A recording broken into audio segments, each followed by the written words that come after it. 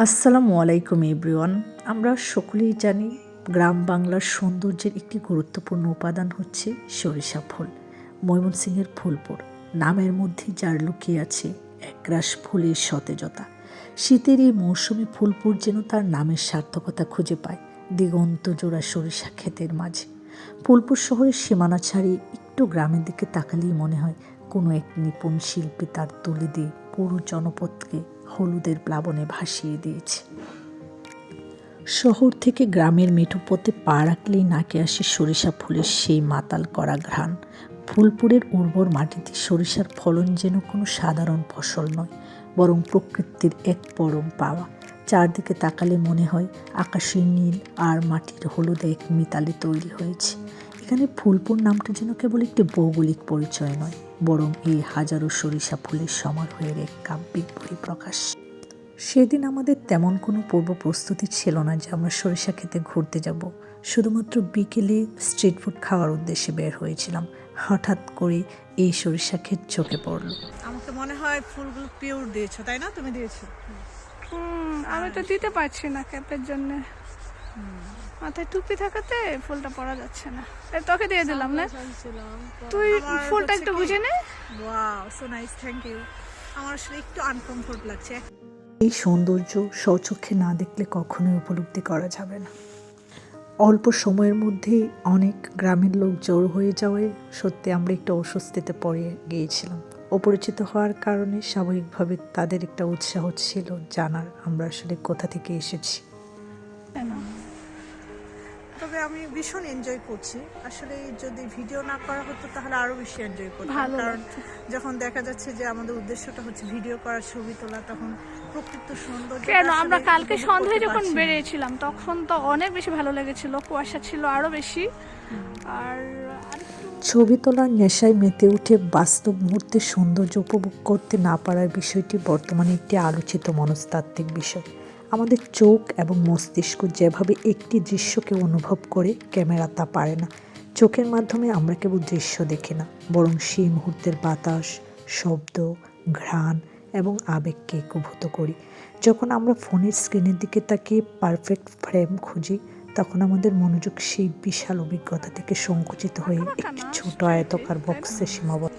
আর এছাড়া বিশাল মানে এই যে অনেক দূর পর্যন্ত শুধু এখানে একটা বিশেষ ব্যাপার ঘটছে। মাঘের কনকনে শীতের সকালে যখন কুয়াশার পাতলা চাদর ভেদ করে সূর্যের প্রথম আলোটা গ্রাম বাংলার দিগন্ত জোড়া সরিষা খেতে পড়ে, তখন মনে হয় যেন দরিদ্রে তার অঙ্গে হলদে রঙের আস্তরণ জড়িয়ে দিয়েছে। এই দৃশ্যটি কেবল একটি ফসলের জমির নয়, বরং এক জীবন্ত উৎসবের।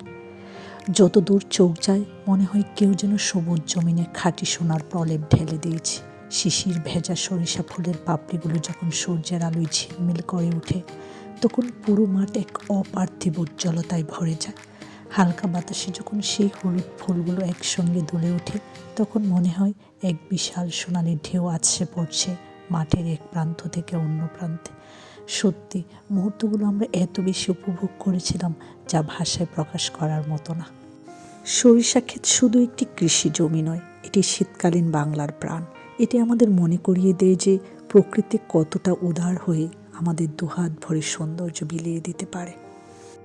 তারপর আমরা নিজেদের মধ্যেই প্ল্যান করছিলাম কোন দিকে যাওয়া যায়, কারণ এই পুরো এলাকাটাই সরিষা ফুলে ভরপুর ছিল। সকাল থেকে এত বেশি কুয়াশা যে আমরা ভিডিও ঠিকমতো করতে পারছি না, তাই না ছিল? শৈত্যপ্রবাহ শুরু হয়ে গেছে, তো এই জন্য এখন রোদেই উঠছে না। আর সরিষা খেতে আসার প্ল্যান তো অনেকদিন ধরেই ছিল, কিন্তু রোদের জন্য অপেক্ষা করছিলাম। তো এখন অবশেষে রোদ ছাড়াই আসতে হলো। এইদিকে ফিরে বল, কথা তো বোঝা যাবে না। ও আচ্ছা, তাই তো আমি ভুলে গিয়েছিলাম। আচ্ছা, এখন আমরা কোন সাইডে যাব? আমার মনে হয় পিছনে আমি বলি কি, ভিতরে একটা অনেক গভীর আছে, অনেকগুলো ক্ষেত একই সাথে। ব্রহ্মপুত্রের পলিমাখায় এই অঞ্চলে পরন্ত বিকেলে যখন সরিষা ক্ষেতের আইল দিয়ে আমরা হাঁটছিলাম, তখন মনে হয়েছিল কোনো এক রূপকথার ফুলের দেশে আমরা হারিয়ে গেছি। তো আমাদের বাসার সামনেই, তো মনে হলো যে একটু আমরা বিকেলবেলা বের হলাম।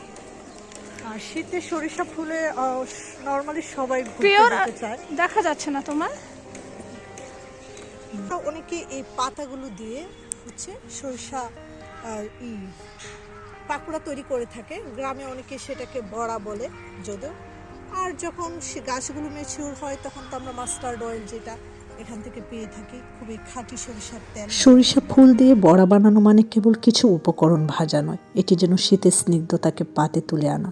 শীতের দুপুরে যখন রোদের তেজ একটু কমে আসে তখন রান্নাঘর থেকে ভেসে আসা সরিষা ফুলের বড়া ভাজার সেই ঘ্রাণ যেন পুরো বাড়ির পরিবেশ বদলে দেয়। এখনো সবুজ না, সরিষা ফুল ফুটে নাই।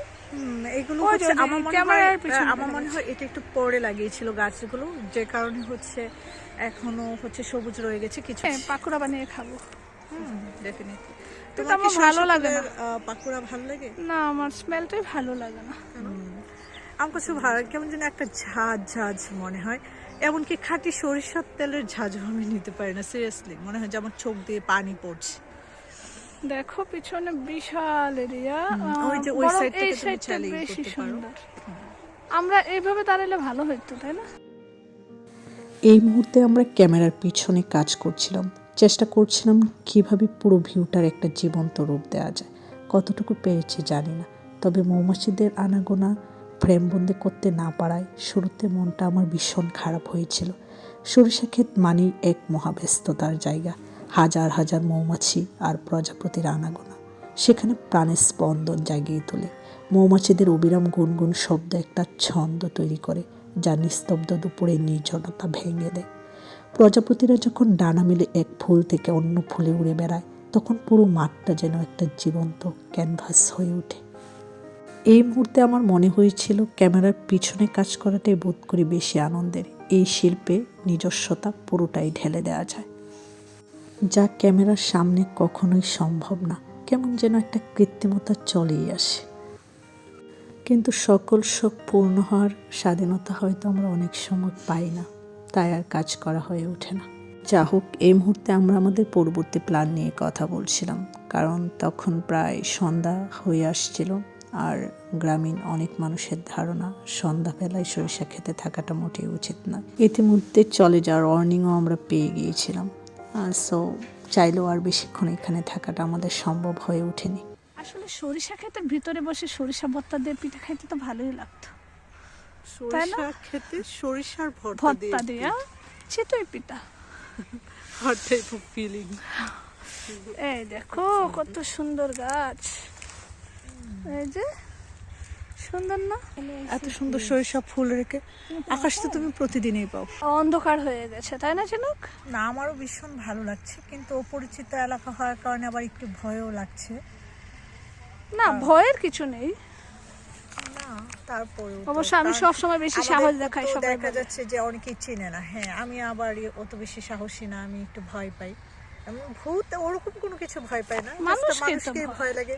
আবার সাথে ব্যাগ নিয়ে এসেছি, মোবাইল আছে, যদিও এলাকাটা খুবই ডিসেন্ট আমার আসার পরে মনে হয়েছে। আমরা যে ধরনেরই হচ্ছে গেট আপ নিচ্ছি, আউটফিট পরছি, তাদের মধ্যে ওই ধরনের কোনো নেগেটিভ অ্যাটিটিউড আসলে দেখি নাই। এই জন্য ভীষণ ভালো লাগছে। তারপরেও নিজে কনসিয়াস থাকা ভালো।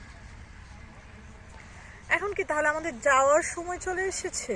হ্যাঁ, আমরা আবার আসবো কালকে। আমার ইচ্ছে করছে যে এখানে একটা টেন্ট তৈরি করে রাতে যদি থেকে যেতে পারতাম তাহলে বিষয়টা অনেক বেশি উপভোগ্য হতো। ভিতর ডিম একটা।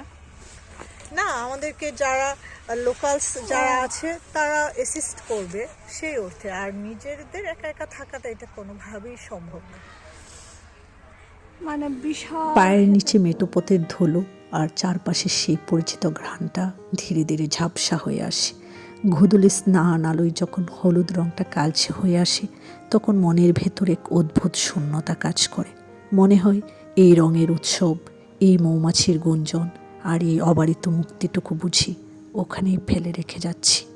ফেলে আসে সেই হলুদ মাঠের দিকে শেষবার তাকালে বুকটা একটু ভারী হয়ে ওঠে, কারণ শহর বা ব্যস্ত জীবনের যান্ত্রিকতায় এই নির্মল প্রাণের ছোঁয়া আর মিলবে না। পেছনে পড়ে থাকে একটু সোনালি স্বপ্ন, আর সাথে করে নিয়ে যেতে হয় কেবল এক বুক দীর্ঘশ্বাস এবং স্মৃতির পাতায় জমা হওয়া কিছু হলদেটে মুহূর্ত। ধন্যবাদ সবাইকে। আল্লাহ হাফেজ।